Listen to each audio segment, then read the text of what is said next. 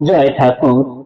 শ্রী শ্রী রামকৃষ্ণ পুঁথি তৃতীয় খণ্ডের অন্তর্গত মনমোহন ও রামের মিলন এই অধ্যায় থেকে আজ আমরা ষষ্ঠ দিন পাঠ করছি 391 পর্ব, পৃষ্ঠা সংখ্যা 252 এর কিছু অংশ থেকে 253 এর কিছু অংশ। এর আগের দিনের পাঠে আমরা দেখেছি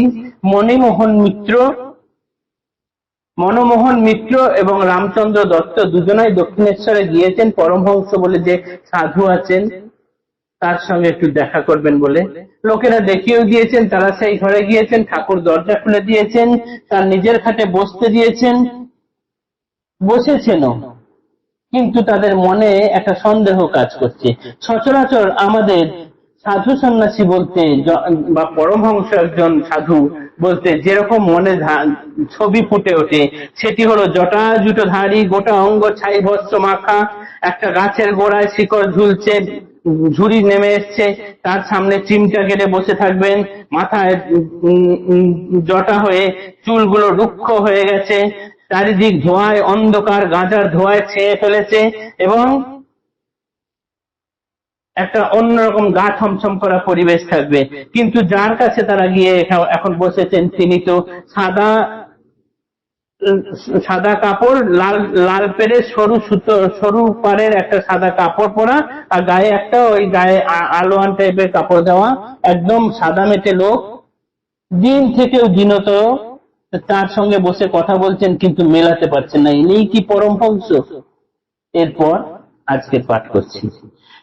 পরে পরিচয়ে বুঝিলেন দুই জনে, ইনি তিনি আসিয়াছি যার অন্বেষণে। এরপরে যখন পরিচয় পেলেন তখন বুঝতে পারলেন, হ্যাঁ ইনি সেই পরমেশ্বর যাকে আমরা, বা ইনি সেই পরমহংস যাকে আমরা খুঁজতে এসেছি বা যার সঙ্গে দেখা করার জন্য এসেছি। অন্তর বুঝিয়া তবে প্রভুদেব কন, ভাগিনে হৃদয় আনন্দে করি সম্বোধন, জ্বরের পীড়ায় নিচে ছিল শয্যাগত, ওরে হৃদু এরা নহে ব্রহ্মদল ভুক্ত।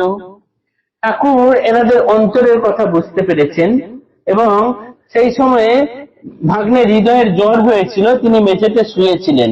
ঠাকুর ডেকে বললেন, ওরে হৃদু এরা কিন্তু ব্রাহ্মদল ভুক্ত নয়। কেননা ঠাকুর এই বুঝতে পেরে গেছেন কারা এসেছেন তার কাছে, প্রত্যেকের ব্যাপারে তিনি খুব ভালো রকম জেনে গেছেন। তারপরের ঘটনা হলো এইরকম যে এরা কিন্তু ব্রাহ্মদলভুক্ত নয়। শ্রী মনমোহন কন প্রভু সন্নিকটে, বাল্যাবধি ব্রাহ্ম ধর্ম বুঝি সত্য বটে, সমাজেতে যাওয়া আসা আছে আমার, এত শুনি প্রভুদেব কন পুনর্বার, যাও যাও যাহা বুঝো ধর্মের বারতা, তুমি নহ ব্রাহ্মদের এই মোর কথা। তুমি যতই যাও, যতই ওই ধর্ম বোঝো বা যতই ওই ধর্মের বার্তা বোঝো আর যাই করো না কেন, তুমি যে ব্রাহ্ম ধর্মের নয় এটা আমি বলে দিলাম, ব্যাস। এত বলি কহিতে লাগিলা উপদেশ, অন্তর্যামী ভক্ত প্রাণ প্রভু পরমেশ। এই এত কথা, এইটা বলার পরে তিনি নানান উপদেশ কথা বলতে শুরু করলেন।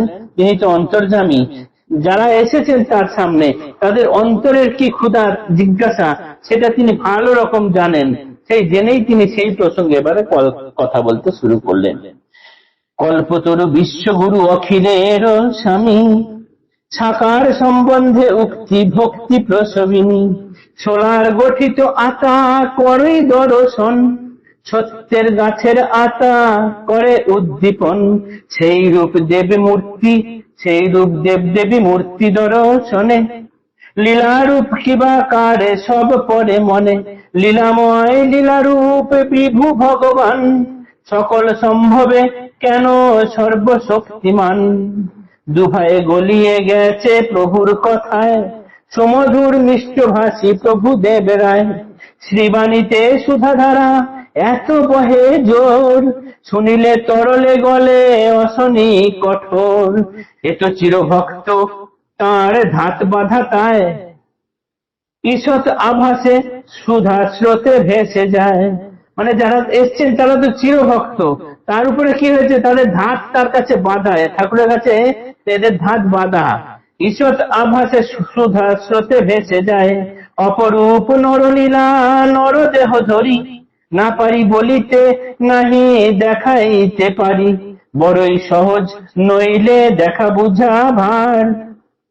হাতে আছে হাতে নাই আশ্চর্য ব্যাপার, ভক্ত বিনা খেলাকার না পড়ে নয়নে, চুম্বক কেবল মাত্র লোহা পেলেই টানে, স্বচ্ছ নির্মল ভক্ত চিতেরও উপর, প্রতিভাত করে মাত্র চন্দ্রমার কর, ভক্তের মিলন যদি হৃদি দেখা যায়, তথাপি দর্পণ তুল্য ধুলার রাশি গায়, পরিষ্কারে নহে কষ্ট হয় অনায়াসে, ধীর মন্দ সমীরণ সামান্য বাতাসে, ভাগবত লীলা মধ্যে শুনো কথা তার, প্রভু জিজ্ঞাসিলা রামে তুমি না ডাক্তার, নিচে শয্যাগত জ্বরে ভাগিনা হৃদয়, দেখাইয়া তারে বলিলেন লীলাময়, নারী টিপে দেখো দেখি আছে কি রকম, পরীক্ষা করিয়া ভক্ত রাম দত্ত কন, গুণী জ্ঞানে সুগম্ভীর আপ্যায়িত